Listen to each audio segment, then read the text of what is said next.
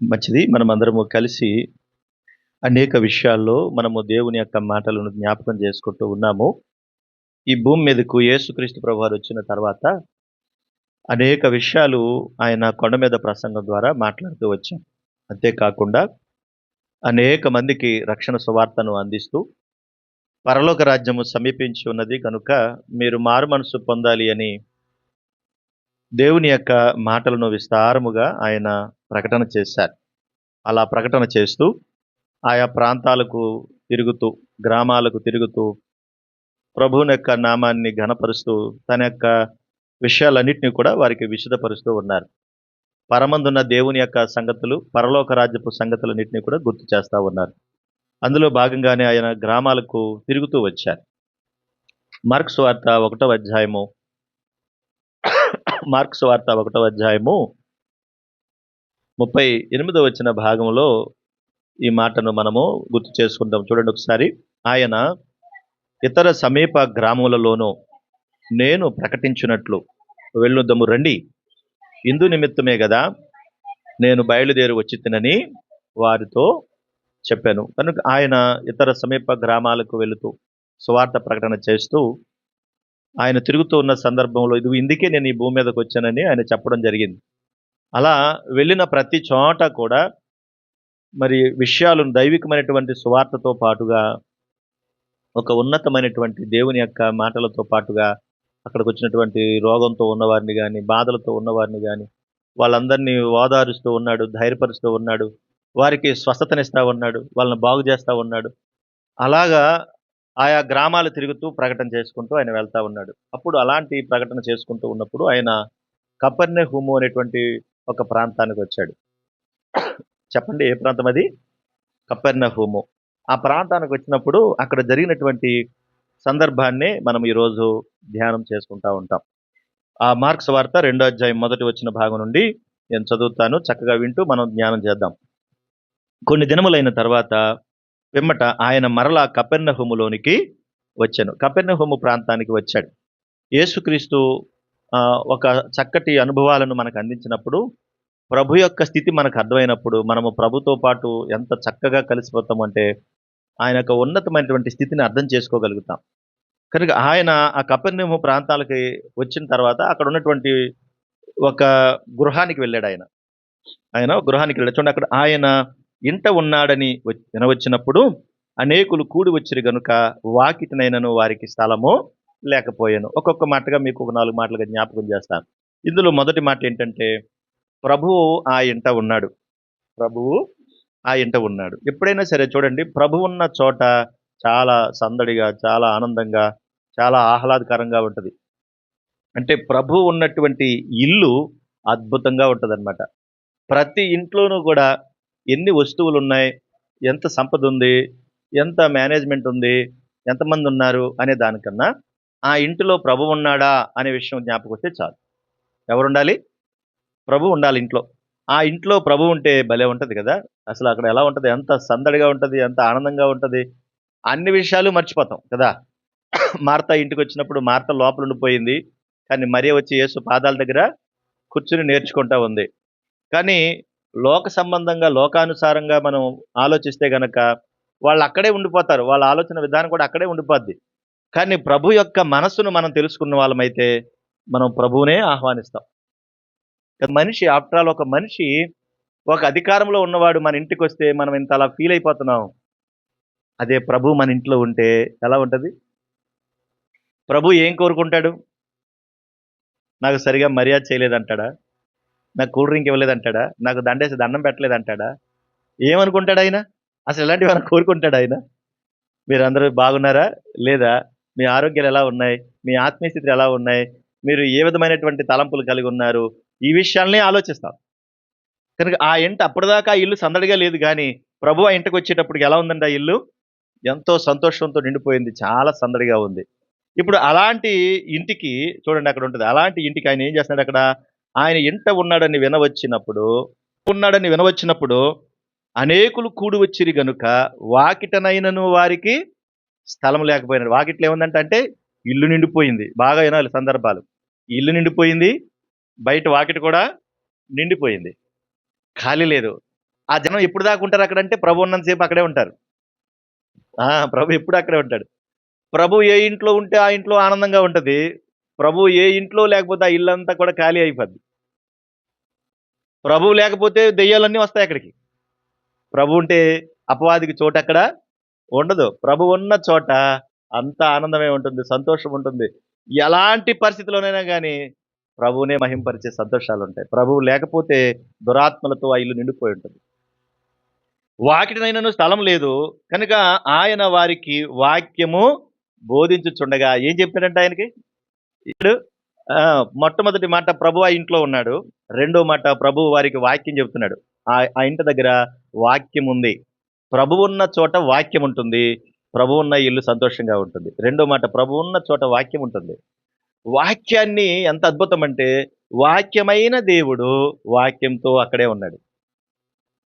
మనం యోహాను సువార్తలో 1:3 చదువుకుంటాం కదా, ఏమని ఉంటది అక్కడ? ఆది యందు వాక్యం ఉండెను, వాక్యము దేవుడై ఉండెను, ఆ వాక్యము దేవుని యొద్ద ఉండెనంటే ఏంటి? ఆ వాక్యమైన దేవుడు అక్కడ వాక్యాన్ని అందిస్తా ఉన్నాడు. కనుక ఎంత అద్భుతం అంటే వాక్యం అసలు మనల్ని ఏం చేస్తుంది? వాక్యం ఉండాలా? మనకి ఏం కావాలి చెప్పండి? దేవుని యొక్క మాట మనల్ని ఏం చేస్తుంది చెప్పండి? కానీ ప్రభు ఆ ఇంటికి వచ్చి ఏం చెప్తున్నాడు? వాక్యం చెప్తున్నాడంట. వాక్యం ఏం చేస్తుంది? దేవుని యొక్క మాట ఏం చేస్తుంది? అసలు అద్భుతం కదా! అద్భుతం కదా! చూడండి 119 కీర్తన. 119 కీర్తన త్వరగా తీయాలి. 119 కీర్తన 101 చరణం చూడండి. 119 కీర్తన 101 చరణం. నేను నీ వాక్యం అనుసరించినట్లు దుష్ట మార్గములన్నిటిలో నుండి నా పాదములు తొలగించుకొనుచున్నాను అన్నాడు. అంటే ఏమవుతుంది? వాక్యం ఏం చేస్తుంది? దుష్ట మార్గంలోనికి వెళ్లకుండా మనల్ని కాపాడుతుంది. వీడేమంటాడు? నీ కడుపు నిండా మందు పోస్తానంటాడు. కానీ ప్రభు ఏమంటున్నాడు? దుష్ట మార్గంలో నుంచి నీకు విడుదలనిస్తానంటున్నాడు. వాక్యము దుష్ట మార్గంలోకి వెళ్లకుండా కాపాడుతుంది. 104 చరణం కూడా చూడండి. 119 కీర్తనలో 104 చరణం. నీ ఉపదేశం వల్ల నాకు వివేకము కలిగెను అంటాడు. ఏమొచ్చిందంట? ఆయన మాట వల్ల వివేకము కలుగుతుందండి. చూసారా? ఆయన మాట మనకుంటే చాలు. దుష్ట మార్గంలోకి వెళ్లకుండా కాపాడుతుంది, వివేకాన్ని ఇస్తుంది. అంతే కదా 105లో కూడా చూస్తే నీ వాక్యము నా పాదములకు దీపముగా ఉంటుందంటే మనల్ని నడిపిస్తుంది. చూసారా ఆయన మాట? మనుషుల మాటకి దేవుని మాటకి అసలు సంబంధం ఉందా? కనుక యేసున్న చోట ఆనందం ఉంటే ఆయన వాక్యం ఉంటే ఇంకెంత అందంగా ఉంటుంది అక్కడ. ఇంకా చూడండి అక్కడ 130వ చరణం. 130వ చరణం. నీ వాక్యములు వెల్లడి అగుటతోడని. చూసారా? ఆయన వాక్యం ఉన్న చోట చీకటి ఉండదు. చూసారా? ఆయన వాక్యం ఉన్న చోట వెలుగుంటుంది అంటున్నాడు. చీకటి ఉండదు అక్కడ. వేరే అవకాశాలు ఉండవు, వేరే మాటలు ఉండవు. అంతే కదా అక్కడ ఇంకేమంటున్నాడు? అవి తెలివి లేని వారికి తెలివి కలిగించిన ఏమిస్తుందంట? తెలివి, వివేకం, జ్ఞానం, వెలుగు, దుష్ట మార్గం నుంచి విడుదల. అందుకనే బైబిల్ యొక్క వాక్యం మనకి తెలిస్తే ఎన్ని తెలుస్తాయి? లోకంలో అన్ని మనకు అర్థమవుతాయి, అన్ని తెలుస్తాయి మనకి. వివేకంతో తెలుసుకుంటాం, తెలివితో తెలుసుకుంటాం, జ్ఞానంతో తెలుసుకుంటాం. ఈ విషయాలన్నీ కూడా మనకు అవగాహన అవుతుంది. ఎంత అద్భుతం చూడండి. అందుకనే ఏది నీకు తెలిసినా తెలియపోయినా వాక్యం పట్ల నువ్వు శ్రద్ధ కలిగి ఉండాలి. వాక్యపు జ్ఞానం నీకు తెలియ ఉండాలి. వాక్యం ఉన్న చోట నువ్వు ఎవరితో ఎలా మాట్లాడాలో నీకు అర్థమవుతుంది, ఎలా మసులుకోవాలో తెలుస్తుంది, ఎలా నడవకూడదో తెలుస్తుంది, ఎలా నడుచుకోవాలో తెలుస్తుంది. అంతేకాదు అదే 119 కీర్తన 11వ చరణాన్ని కూడా చూడండి. 11వ చరణం. నీ ఎదుట నేను పాపము చేయకుండానట్లు నా హృదయములోని వాక్యమును నీ వాక్యము నా హృదయములో ఉంచుకున్నాను. ఎక్కడుందంట వాక్యం? ఎందుకు వాక్యం మన దగ్గర ఉంటే ఏమవుతుంది? అది అక్కడ ఏమనుంది? పాపము చేయకుండా కాపాడుతుంది. Praise the lord. ఏ మాట, ఏదొక మాట నిన్ను ప్రోత్సహిస్తూ ఉంటది, ఏదొక మాట నిన్ను రక్షిస్తూ ఉంటది, పురుకొల్పుతూ ఉంటది, ధైర్యాన్ని ఇస్తూ ఉంటది, ఓదార్పునిస్తూ ఉంటది, ఆదరణ కలిగిస్తూ ఉంటది. అందుకే ఇందాక కూడా మనం చదువుకున్నాం, ఇశ్రాయేలు నువ్వు వినుము, నన్ను నువ్వు ప్రేమించడం నేర్చుకో. నేను చెప్పే మాటలని నువ్వు ఎక్కడ పెట్టుకోవాలి? హృదయంలో పెట్టుకోండి. హృదయంలో దేవుని మాట ఉంటే ఏం చేస్తుంది మనల్ని?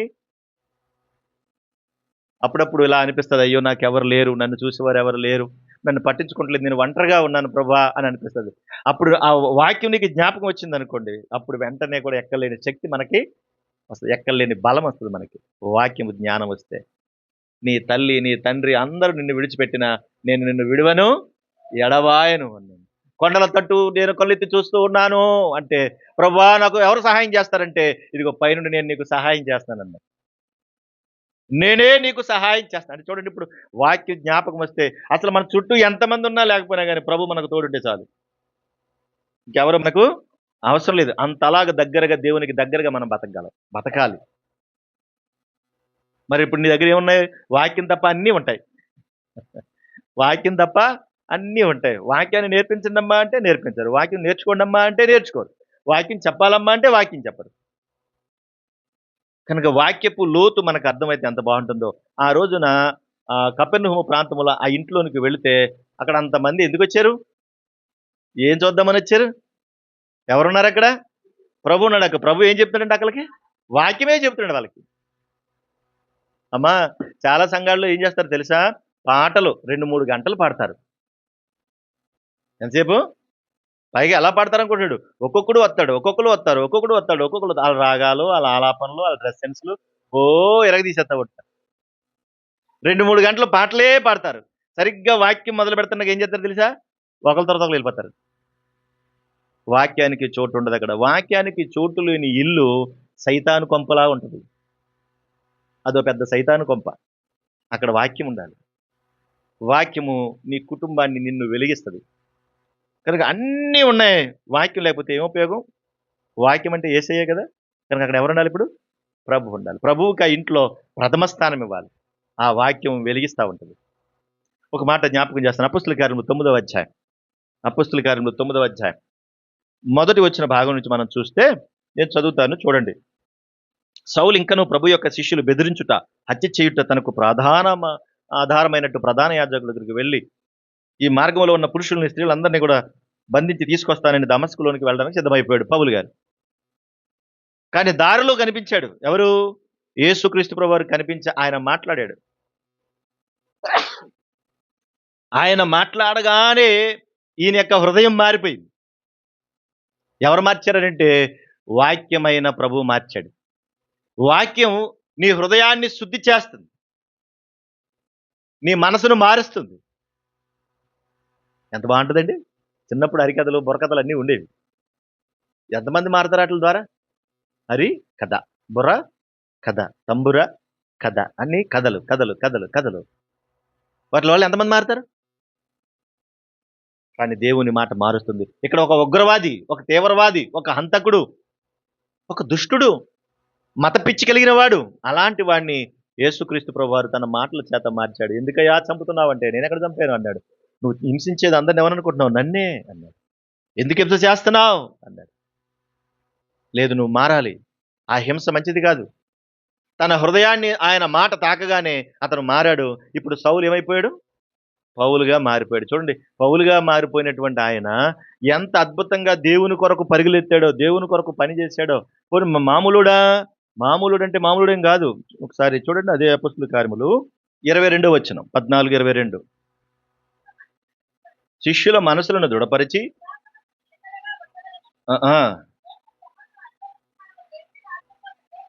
అనేక శ్రమలను అనుభవించి మనము దేవుని రాజ్యములో ప్రవేశించాలి అన్నాడు. అంటే ఏంటి? అందరినీ హింసించినోడు ఇప్పుడు ఏమంటున్నాడు? మనం దేవుని కొరకు శ్రమలు అనుభవించాలి. ఎలా మారిపోయాడు?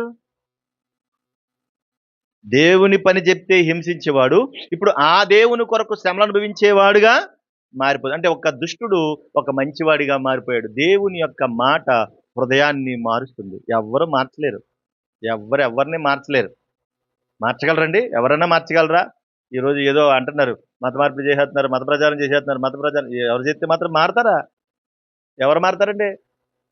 రోజు వాక్యం వింటారు మనతో పాటు, మారుతున్నారా? రోజు వాక్యమే చెప్తున్నారు ఆ యూట్యూబ్లో. వాళ్ళది మానేసి వాక్యమే చెప్తున్నారు వాళ్ళు కూడా. మరి మారుతున్నారా? అపార్థమే ఎక్కువ చేసుకుంటున్నారు కదా. అంతేకాదు 4వ అధ్యాయం అపొస్తలుల కార్యములు 4వ అధ్యాయం 13వ వచనం కూడా చూడండి. అపొస్తలుల కార్యములు 4వ అధ్యాయం 13. వారు పేతురు యోహానుల ధైర్యము చూచినప్పుడు వారు విద్యలేని పామరులని గ్రహించి ఆశ్చర్యపడి, పేతురు యోహానులు అందరూ జాలరులు, చేపలు పట్టుకునేవాళ్ళు, వాళ్ళకి ఏమీ చేత కాదు. కానీ యేసుక్రీస్తు ప్రభు దగ్గరగానే వాళ్ళు ప్రవచించడం మొదలుపెట్టారు, బోధించడం మొదలుపెట్టారు, పెద్ద పెద్ద ప్రసంగాలే చేశారు. అక్షరం అంటే ఏంటో సరిగా తెలియని వాళ్ళు ప్రసంగాలు చేసి వేల మందిని ప్రభువులోకి నడిపించారు. మరింత శక్తి జ్ఞానం వాళ్ళకి ఎక్కడి నుంచి వచ్చింది? ఎలా వచ్చింది వాళ్ళకి? దేవుని యొక్క వాక్యం ద్వారా. ఆయన పని కొరకు ఆయన నమ్ముకున్నప్పుడు అదంతా కూడా ఆయన మనకు నేర్పిస్తాడు. ఆయన అన్నాడు, నా గురించి నువ్వు సిగ్గుపడితే పరలోకమందు నిన్ను చూసి నేను సిగ్గుపడుతున్నాడు. సిగ్గుపడనక్కర్లేని పనివానిగా ఉండమన్నాడు తిమోతితో చెప్తే. ఈ శక్తి అంతా ఎక్కడి నుంచి వచ్చిందంటే ఆయన వాక్యం ద్వారా, ఆయన మాట ద్వారా. ఆయన మాట మనకుంటే ధైర్యం వస్తుంది. విద్య లేని పామరులు అంట వాళ్ళు. అంతే, మిడిసిపాటు ఎప్పుడు పడకూడదు మనం. మనకున్న శక్తి, మనకున్న జ్ఞానం, మనకున్న చదువు, మనకున్న తెలివి మనం ఇచ్చింది కాదు, మనం తెచ్చుకుంది కాదు. ఎవరిచ్చారు ఇదంతా? ఆయనే మనకిచ్చాడు. ఆయన ఇవ్వకపోతే అసలు ఎక్కడుంది నీకు చెప్పు? అసలు నీ ఐడెంటిటీ ఏది? నీ అడ్రస్ ఏది? ప్రభువే లేకపోతే నీ అడ్రస్ ఏది? ఆయన ద్వారానే నీ ఐడెంటిటీ. అది నువ్వు చెప్పుకోవాలి, అది నువ్వు నిలబడాలి. వాళ్ళు ఆ రోజున అలా ఉన్నారు, అలాంటి స్థితిలో ఉన్నవారు. కానీ ప్రభు అంత గొప్పగా మార్చేశాడు. రండి మళ్ళీ ఇక్కడికి రండి. ఇప్పుడు ఆయన ఎక్కడికి వెళ్ళాడంటే కపెర్నహూములో ఇంటికి వెళ్ళాడు. అక్కడ స్థలం లేకుండా, ఖాళీ లేకుండా అయిపోయింది. ఆయన వారికి ఏం చెప్తున్నాడు? వాక్యం బోధిస్తున్నాడంట. 3వ వచనం, 2వ అధ్యాయం మార్కు సువార్త 3వ వచనం. కొందరు పక్షవాయువు గల ఒక మనుషుని 9 చేత మోయించుకుని ఆయన యొద్దకు తీసుకుని వచ్చిరి అన్నారు. ఎవరిని తీసుకొచ్చారంట? పక్షవాయువు అంటే పక్షవాతం వచ్చిన వాళ్ళు తీసుకొచ్చారు. ఎంతమంది మోసుకొచ్చారు? 9 మోసుకొచ్చారండి. వింటున్నారా? ఎక్కడికి మోసుకొచ్చారు ఈ పక్షవాతం వచ్చినోడిని? అమ్మా, ఎక్కడ తీసుకొచ్చారు? చాలా మంది డాక్టర్ల దగ్గర తిప్పుంటారు కదా, తిప్పి తిప్పి తిప్పి ఎక్కడ బాగుపడకపోతే ఎక్కడ తీసుకొచ్చారు? యేసుక్రీస్తు ప్రభు వారు ఏ ఇంట్లో ఉన్నాడా అని చూశారంట. పలానా చోట కపెర్నహూములో ఇంట్లో ఉన్నాడు అనగానే 9 కలిసి ఏం చేశారు చెప్పండి? మోసుకొచ్చారంట. అంటే ఇప్పుడు 9 మొయ్యాలంటే ఒక మనిషిని ఎక్కడి నుంచో తీసుకొచ్చారో తెలియదు. కపెర్నహూము ప్రాంతంలోనికి తీసుకుని వచ్చి 9 మోసుకొచ్చారంటే ఫస్ట్ 9కి ఏముండాలి? ఫస్ట్ ఆ 9కి ఏముండాలి? నమ్మకం ఉండాలా వద్దా? అసలు ఆ 9 నమ్మాలి ఫస్ట్. ఒరే, ఎన్నో తిప్పాము, ఈడు ఉంటే ఎంత పోతే ఎంత, ఈడు మంచం మీద పడుకుంటేనే మంచిది అని వదిలేసి చేస్తారా? ఇప్పుడు తీసుకెళ్ళి బాగు చేసే వాళ్ళు ఉన్నారా? పొరపాటున తిరుగుతున్నారు కానీ కొంతమంది అలాగ పేర్లు చెప్పను, చచ్చిపోతారు, తర్వాత నన్ను చెప్పించేస్తారు వీళ్ళందరూ పోగట్టి. పొరపాటున అలా తిరుగుతున్నారు కానీ కాలు చెయ్య ఆడి ఒకవేళ ముసలమ్మలాగా అయిపోయి, ముసలోళ్ళు అయిపోయి మంచం మీద పడ్డారనుకోండి, అసలు వాళ్ళ తిప్పలు చూడాలి. ఇక చూసి వాళ్ళు ఉన్నారు ఈరోజు. ఎంత కష్టమైపోద్ది వాళ్ళని చూడడం కదా. వాళ్ళ మలమూత్రాలు ఎత్తాలి, వాళ్ళ మంచి చెడ్లు చూడాలి, వాళ్ళకి అన్నం తినిపించాలి, ఎంత కష్టమైపోతుంది. మరి 9 కలిసి మోసుకొచ్చారంటే ఫస్ట్ విశ్వాసం వాళ్ళకి, నమ్మకం ముందు వాళ్ళకు ఉండాలి. ఆ పక్షపాతం వచ్చినోడు ఎలా ఉన్నాడో ఏమో తెలియదు, కానీ 9 కలిసి మోసుకొచ్చారు. మోసుకొచ్చిన తర్వాత అక్కడ ఏమని చూడండి, చాలా మంది కూడి ఉన్నందున వారు ఆయన యొద్దకు చేరలేక ఆయన ఉన్న చోటికి పైగా ఇంటి కప్పు విప్పి అంది. ఇంటి దగ్గర తీసుకొచ్చారంట. ఇంటి చుట్టూరు జనమే ఉన్నారు, ప్రభువేమో ఇంట్లో ఉన్నాడు, ఆయన చుట్టూ కూడా జనం ఉన్నారు. ఇప్పుడు ఆయన దగ్గర తీసుకెళ్ళాలంటే ఎలా అని ఆలోచించారు. ఇక లాభం లేదనుకుని ఏం చేశారంట, వాళ్ళు ఇంటి పైకి ఎక్కారంట. అప్పుడు ఆ ఇల్లు ఎలా ఉన్నాయి మరి? పైకి ఎక్కడానికి ఇల్లుగా ఉండుంటాయి అవి ఇల్లు. ఆ పైకెక్కి ఇంకా మనకి లోకాసువార్తలో, మత్తయి చూస్తే అక్కడ పెంకులు తీసి అని ఉంటది. పెంకులు తీసి అని ఉంటది అన్నమాట. పైన ఆ పైకెక్కి ఇంటి పైకి ఎక్కారు. ఇంటి పైకెక్కి ఒక మనిషి దిగడానికి వీలుగా అన్నట్టుగా అక్కడ సందు చేశారు. కప్పుని సందు కింద చేసేశారు. ఇప్పుడు ఆలోచిద్దాం. ఇప్పుడు వాళ్ళు ఇంటి పైకి ఎక్కారు కదా, ఇంటి పైకెక్కి ఏం తీసేశారు అక్కడ? కప్పు కూడా తీసేశారు. ఇప్పుడు ఇంటికెళ్ళవుడు ఏం చేయాలి? ఇంటికెళ్ళవుడు ఏం చేయాలి? అసలు మామూలుగానే మన ఇంటికి ఎవరైనా వచ్చారనుకోండి, మనం ఏమేం దాచేస్తాం ఫస్ట్? చిన్న విషయాలకైనా, పెద్ద పెద్ద విషయాలకైనా మనం భయపడిపోతూ ఉంటాం.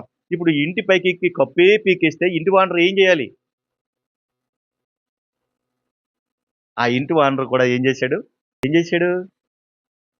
చేశాడు?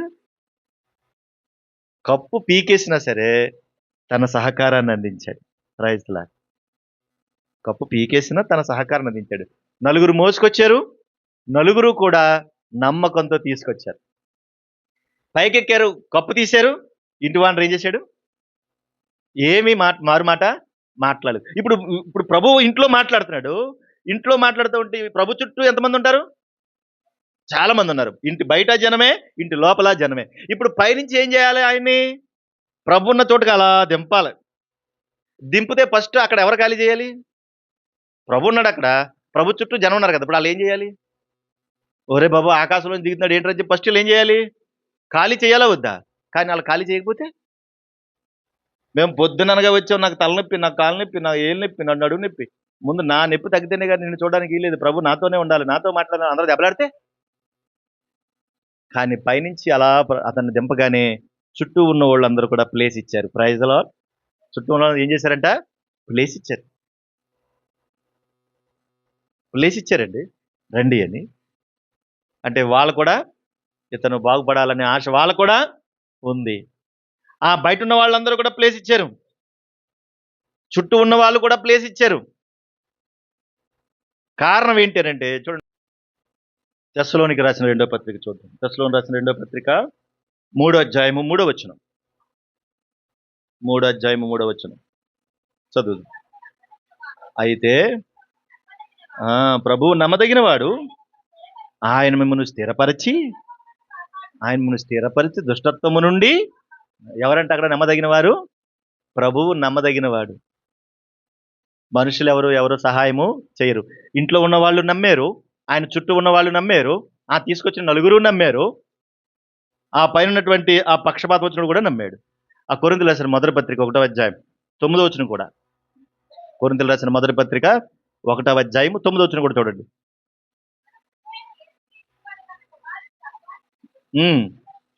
మిమ్మును పిలిచినటువంటి దేవుడు నమ్మదగినవాడు. చూడండి, ఆయన నమ్మదగిన దేవుడు. ఆయన సహవాసానికి పిలిచాడు. కనుక మనుషుల్ని ఎవరు మనం నమ్మగలం? ఎవరు నమ్ముతాం? ఇంట్లో వాళ్ళనే నమ్మలేం. నమ్మించి గొంతు కోసేస్తారు, నమ్మించి మోసం చేసేస్తారు కదా. ఎవరు మోసం చేస్తారంటే చెప్పలేం. ఇంట్లో సొంత అన్నైనా అంతే, సొంత అక్క అయినా అంతే, సొంత చెల్లైనా అంతే. అందరూ కూడా అపనమ్మకస్తులే. నమ్మించి గొంతు కోసేస్తారు. వాళ్ళ అవసరాలు ఉంటే ఒకలాగా మాట్లాడతారు, అవసరం తీరిపోతే మరోలాగా మాట్లాడతారు. ఇది మనుషుల తత్వం, సహజంగా ఉండేది ఇదంతా. దేవుని కన్నా నమ్మదగిన వాడు ఈ భూమి మీద ఎవరు లేరు. దేవుని బట్టే ఎవరన్నా నమ్మాలి తప్ప మనుషులు ఎవరిని నమ్మలే. అవసరానికి మనల్ని ఏం చేస్తారు? వాళ్ళు వాడుకుంటారు. జ్ఞానం అవసరానికి వాడుకుంటారు, తర్వాత మనల్ని విడిచిపెట్టేస్తారు. ఇంటి ఓనర్ నమ్మాడు కాబట్టి ప్రభువుని లోపలికి ఆహ్వానించాడు. ఇంటి కప్పు తీసేస్తే మారు మాట మాట్లాడలేదు. సరేలే అని. మనం కూడా కొన్ని విషయాల్లో అలా ఉండడం మంచిది. ఎందుకు అనంటే ఏదో ఒక రోజు ప్రభు అతని హృదయాన్ని తెరవకుండా ఉంటాడా, అతను మారు మనసు పొందకుండా ఉంటాడని మనం కూడా ఏం చేయాలా? వెయిట్ చేయాలి. కొన్నిసార్లు వెయిట్ చేయాలి. తర్వాత పక్షవాయువు గలవాడు లోపలికి వచ్చాడు. అక్కడ చుట్టూ ఉన్న వాళ్ళు ఎవరూ కూడా ఇబ్బంది పెట్టలేదు. చుట్టూ ఉన్న వాళ్ళు కూడా ఇబ్బంది పెట్టలేదు, దెబ్బలాట పెట్టలేదు. వాళ్ళు కూడా సహకారం అందించారు. దీన్ని బట్టి ఏం అర్థం చేసుకోవాలో తెలుసా? ఒక్క ఆత్మ రక్షణ కొరకు నీ సహకారం ఎంతైతే అవసరమో అంతా ఇవ్వాలి. ఒక్క ఆత్మ రక్షణ కొరకు నీ సహకారం ఎంతైతే అవసరమో అంతా నువ్వు చేయాలి. నువ్వు చెడగొట్టకూడదు. ఒక ఆత్మ నశించిపోతుందంటే నీ వంతు నువ్వు అక్కడ మంచిని అవసరం, వాళ్ళు ఎవరైనా అవసరం, గబగబా పెట్టి నువ్వు మంచిని ఇవ్వాలి. ఏమో ఆ మంచిని బట్టి అతని మనసు మారే అవకాశం ఉందేమో. నీ వంతు సహకారం. వచ్చారు, గబగబా మర్యాద చేసి కూర్చోబెట్టు. వాళ్ళ పైకప్పే తీసేశారట, పరుపుతో సహా దింపేశారు కిందకి. ఎంత విశ్వాసం, ఎంత బలమైన విశ్వాసం ఉందో చూసారా? కనుక నమ్మడం మన వంతు కావాలి. అంతేకాదు చుట్టూ ఉన్నవారికి కూడా ప్రభు పట్ల నమ్మకం కలిగేటట్టుగా మన ప్రవర్తన కూడా ఉండాలి. అది మన బాధ్యత. ప్రభు నమ్ముకున్నాను నేను అంటే ఎట్లా? అందుకే మార్గం సరళం చేయడానికి దేవుడు నీకు అవకాశం ఇస్తే ఆ సువార్త కొరకు ఎక్కడెక్కడికి వెళ్ళాలో ఏంటో ఆ పని చేయాలి. నువ్వు దానికి అవసరమైనటువంటి పని నువ్వు చెయ్యాలి. నువ్వే అడ్డు బండలాగా ఉండకూడదు. నా ద్వారా ఈ పని జరగాలి, నా ద్వారా ఈ సువార్త అందాలి, నా ద్వారా ఈ ప్రార్థన జరగాలని ఆ ప్రేరేపణ కలిగి ఉండాలి మనందరం. అది మన బాధ్యత. ఆ ఒక్కడ కోసమే కదా వీళ్ళందరూ ఇంతమంది ఖాళీ చేశారు. ఆ ఒక్కడ కోసమే కదా ఇల్లు పైకప్పు పీకేశారు. ఆ ఒక్కడ కోసమే కదా నలుగురు మోసుకొచ్చారు. ఆ ఒక్కడ కోసమే కదా చుట్టూ ఉన్నందరూ ఖాళీ చేశారు. ఒక్కడ బతికితే పోతే ఉంటే ఏంటి, పోతే ఏంటి అనుకున్నారమ్మా? అది మన బాధ్యత, మనం అలా చేయాలి. చూడండి మరొక మాట, ఎన్ని మాటలు చెప్పాను? ఒకటి, ప్రభు ఇంట్లో ఉన్నాడు. రెండవది, ప్రభు ఉన్న చోట వాక్యానికి చోటు ఉంటుంది. మూడవది, ప్రభువు నమ్మదగినవాడు. ప్రభువు నమ్మదగినవాడు. ఇక 4వ మాట దగ్గరికి వస్తే చాలా ప్రాముఖ్యమైన మాట, ఇది కూడా చదువుదాం. 5వ వచన భాగం, మార్కు సువార్త 2వ అధ్యాయం 5వ వచనం. యేసు వారు విశ్వాసమును చూచి, ఎవరిని చూశాడంట? వారి విశ్వాసమును చూశాడట. వారికి ఉన్న పరిస్థితి చూశాడంట. అబ్బా ఎంత గొప్పోళ్ళు వీళ్ళు, నిజంగా ఏంటబ్బా ఏకంగా ఇంటి కప్పు ఎక్కి పైకెక్కి పైనుంచి కిందకి తీసుకొచ్చారే అని చూచి వాళ్ళతో మాట్లాడుతున్నాడు. చూడండి, కుమారుడా, నీ పాపములు క్షమింపబడి ఉన్నవని పక్షవాయువు గలవానితో చెప్పు. ఏమాడంట? కుమారుడా అని పిలిచాడు. ఏం పిలిచాడు? కుమారుడా అని పిలిచాడండి ప్రభు. ఎంత అద్భుతం! కుమారుడా అని పిలిచి ఏమంటున్నాడు? నీ పాపములు క్షమించబడి ఉన్నవి అంటున్నాడు. అక్కడ కొంతమంది ఈ యూదులు, శాస్త్రులు, పరిచయాలు కూడా ఉన్నారు. వాళ్ళు అంటున్నారు, ఏంటి కుమారుడా అంటున్నాడు, నీ పాపాలు క్షమించబడ్డాయి అంటాడు ఏంటి? ఎవరైనా రోగంతో వచ్చారనుకోండి, మనం ఏం చెప్తాడు డాక్టరు? డాక్టర్ దగ్గరికి వెళ్ళేవాడిని, కాలు నొప్పి అని ఏం చెప్తాడు? ఆ నీ పాపం క్షమించబడి ఉన్నది నాయన అంటాడా డాక్టర్? అంటాడా? అంటే ఏమంటా మనం? నువ్వు ఎంత లీటర్ బాబు, నేను కాలు నొప్పి అంటే పాపం అంటావేట్రా? ఇప్పుడు మీకు తెలుసా అసలు పాపం అనే పదం వినపడితే చాలు చచ్చిపోతున్నారు ఇప్పుడు. అంటున్నాడు, నీ పాపములు క్షమించబడి ఉన్నవి. ఎవరైనా రోగంతో వస్తే మనం ఆ మాట ఉపయోగిస్తామా? ఉపయోగించం. ఇక్కడ ఏం నేర్చుకోవాలంటే ఈ 4వ మాటలో ఫస్ట్ ప్రారంభానికి అవసరమైంది ఏంటంటే హృదయానికి స్వస్థత, తర్వాత శరీరానికి స్వస్థత. మొదట హృదయానికి స్వస్థత, తర్వాత శరీరానికి స్వస్థత. హృదయానికి ఉండాలి స్వస్థత. మరి పాపమే కదా లోపల గూడు కట్టుకుంది. పాపంతో ఉంటే మనిషి ఏమైపోతాడు అమ్మా? పాపంతో ఉంటే మనిషి ఏమైపోతాడు? పాపం వలన వచ్చు జీతం ఏమన్నాడు ఆయన? పాపం వలన వచ్చు జీతము మరణం అన్నాడు. అంటే పాపం వలన ఏమొచ్చేస్తుంది? ఏమొస్తుంది? రోమిలికి రాసిన పత్రిక 6వ అధ్యాయము 22, 23 వచనాల్లో, అయినను ఇప్పుడు పాపం నుండి విమోచింపబడి దేవునికి దాసులైనందున పరిశుద్ధత కలుగుటయే మీకు ఫలము, దాని అంతము నిత్య జీవము. ఎలా అనగా పాపం వలన వచ్చు జీతము మరణము, అయితే దేవుని కృపావరము మన ప్రభు అయిన క్రీస్తు యేసునందు నిత్య జీవము అన్నాడు. అంటే పాపంతో ఉంటే వాడు అగ్నిగుండానికి వెళ్ళిపోతాడు. పాపంతో ఉంటే వాడు నరకానికి వెళ్ళిపోతాడు. పాపంతో ఉంటే వాడి జీవితం అంతా పాడైపోతుంది. అందుకే నీ పాపములు క్షమించబడి ఉన్నవి అని అంటున్నాడు. నిజంగా వాళ్ళకి భయం వేసేసింది. వాళ్ళు ఏమని చేయాలి, ఇతనేంటి దేవదోషం చేస్తున్నాడు, దేవుడిలాగా చెబుతాడేంటి, దేవుడు అక్కడే తప్ప పాపాలు ఎవరు క్షమించగలడు అని వాళ్ళు మాట్లాడుతున్నాడు. అప్పుడు యేసుక్రీస్తు వారు ప్రశ్న వేశారు. ఏమనంటే అక్కడ 9వ భాగం 9వ చదువుతాను చూడండి. నీ పాపములు క్షమింపబడి ఉన్నవని చెప్పుట సులభమా, నీవు లేచి నీ పరిపెత్తుకుని నడుమని చెప్పుట సులభమా అని ప్రశ్న వేశాడు వాళ్ళకి. నీ పాపాలు క్షమించబడ్డాయని చెప్పడం తేలిక, నీ పరిపెత్తికి నిల్లు అంటాం తేలిక. ఏ తేలిక చెప్పండి ఇప్పుడు? ఏ తేలిక? నీ పాపాలు క్షమించబడ్డాయంటే ఒక మాటే కదా. క్షమించబడ్డాయంటాం తేలిక, నీ పరిపెత్తికి నిలరా అంటే పక్షపాతం వచ్చి ఎలా వెళ్తాడు? మరి ఏ తేలిక? అసలు ఈ భూ ప్రపంచం మీద మనుషులందరినీ చూసి దేవుడు ఏమన్నాడు? ఏ భేదము లేదు, ఏ భేదమును లేదు, అందరూ పాపము చేసి దేవుడు అనుగ్రహించు మహిమను పొందలేకపోతున్నారని. అంటే దేవుని మహిమను పొందలేకపోవడానికి అడ్డుబండగా ఏముంది? ఇప్పుడు పాపం ఉంది. పాపం ఉంటే దేవుని మహిమను మనం చూడలేం. పాపం ఉంటే దేవుని దగ్గర మనం ఉండలేం. ఇప్పుడు ఈ పాపం తీయాలంటే మనుషులు ఎవరైనా తీయగలరా?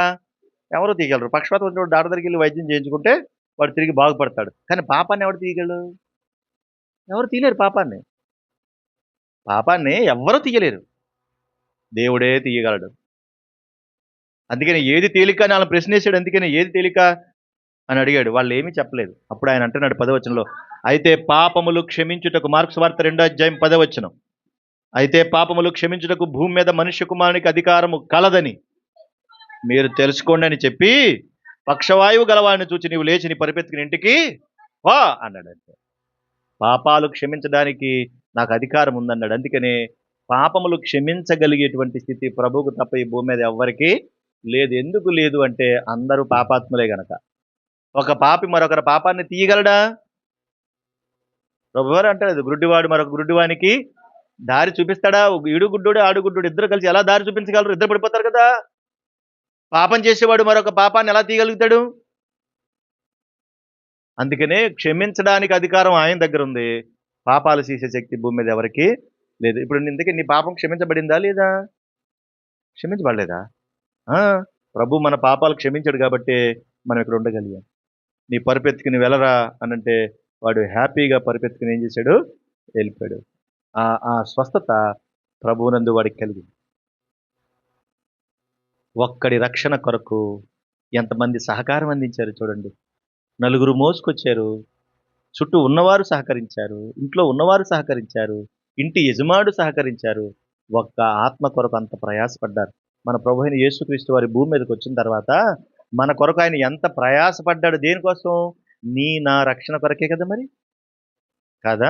మన అపొస్తలుల కార్యములో 2వ అధ్యాయంలో పేతురు, యోహానులు ప్రసంగం చేస్తారు కదా.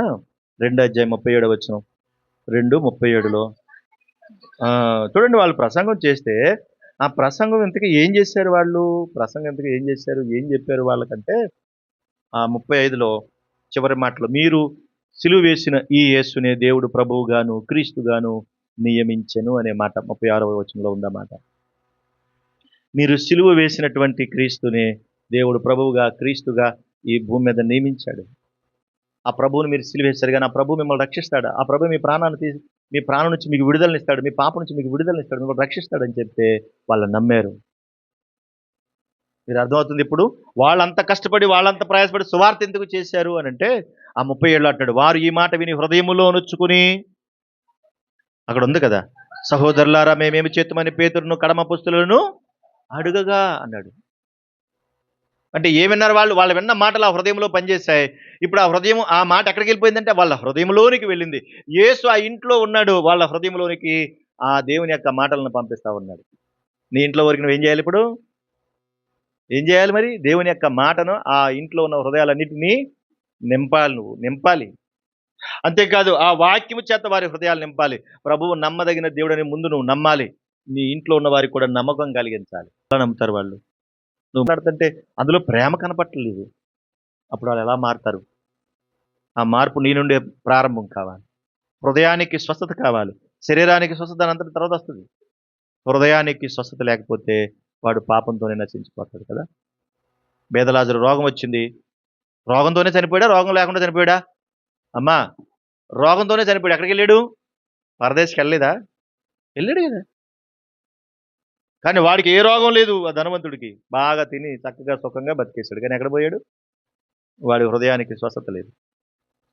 కనుక భూమి మీద దేవుడు కొద్ది సమయం ఇచ్చాడు కొంతకాలం బతకడానికి, సమయాన్ని పాడు చేసుకోవద్దు. చూడండి ఒకసారి ఎఫెసీ పత్రిక 5వ అధ్యాయం 15వ వచనం. ఎఫెసీ పత్రిక 5:15 ముగించుకుందాం. ఎఫెసీ పత్రిక 5వ అధ్యాయం 15వ వచనం. దినములు చెడ్డవి గనుక మీరు సమయమును పోనీయక సద్వినియోగము చేసుకొనుచు అజ్ఞానుల వలె కాక జ్ఞానుల వలె నడుచుకున్నట్లు జాగ్రత్తగా చూసుకోండి. జాగ్రత్త చెబుతున్నాడు. దినములు చెడ్డవి, ప్రస్తుతం ఉన్న దుర్దినాలు, ఇవి దుర్దినాలు, చాలా భయంకరమైన దినాలు. ప్రభు రాకడ అతి దగ్గరగా ఉంది. ఆయన్ని మరి నీ ఇంటికి ఆహ్వానించావా? నీ హృదయానికి ఆహ్వానించావా? ఇంకా ఆహ్వానించలేదా? నీ ఇంట్లో ఇంకా ఇప్పుడు వాక్యం లేదా? ఇప్పటికీ ఇంకా ప్రభువుకు చోటు లేదా ఇంట్లో? మరి చూడు, సమయాన్ని నువ్వు పోగొట్టుకుంటే తర్వాత నీకు సమయం దొరకపోవచ్చు. అజ్ఞానుల వలె నువ్వు ఉండొద్దు, జ్ఞానుల వలె జాగ్రత్తగా చూచుకోండి అంటున్నాడు. ఇందు నిమిత్తము మీరు అవివేకులు కాక ప్రభు యొక్క చిత్తం ఏమిటో మీరు గ్రహించండి అంటాడు. ప్రభు తన ప్రాణాన్ని మనకిచ్చింది ఉట్టిని భూమి మీద ఎలాలాగా బ్రతికేసి వెళ్ళిపోవడానికి కాదు, మన జీవితాలు ప్రభు ఎదుట చక్కగా బ్రతకడానికి. ఆయన మాట మన దగ్గర ఉంటే దుష్ట మార్గం నుంచి మనకు విడుదల దొరుకుతుంది. వివేకంతో బ్రతుకుతాం, తెలుగుతో బ్రతుకుతాం, వెలుగుతో బ్రతుకుతాం, పాపంలోకి వెళ్లకుండా కాపాడబడతాం. పామురులను సహితం పండితులుగా చేసేటువంటి మాట ఆయనది. మరి ప్రభువుకి నీ మనసిస్తావా? ఆ పక్షవాతం వచ్చినోడు ఏం చేశాడు? బతికాడా, బతకలేదా? రోగం పోయిందా లేదా? వాడికి 2 రకాల స్వస్థత కలిగింది. ఒకటి హృదయానికి స్వస్థత, 2 ఆ శరీరానికి స్వస్థత. హృదయానికి స్వస్థత, శరీరానికి స్వస్థత. కనుక ఈ 2 కూడా అవసరమే. ఈ రెండింటికన్నా ప్రాముఖ్యమైనది హృదయానికి స్వస్థత. ఇది కలిగి మన జీవితంలో మనం బ్రతకాలి. మనం బల్లలోనికి వెళ్తున్నప్పుడు ఈ మాటలు జ్ఞాపకం చేసుకుంటే, ప్రభు ఇచ్చేటువంటి బల్ల కూడా మన హృదయానికి స్వస్థత. అది ఆరోగ్యం కోసం కాదు, అది ఆరోగ్యం కోసం కాదు, హృదయ సంబంధమైన వ్యాధులు పోగొట్టుకోవడానికి, దేవుని దగ్గరికి పరిశుద్ధులుగా బ్రతకడానికి. అట్టి కృప ప్రభు మనకు దయచేయునుగాక. అందరిని ప్రార్థన చేస్తాం.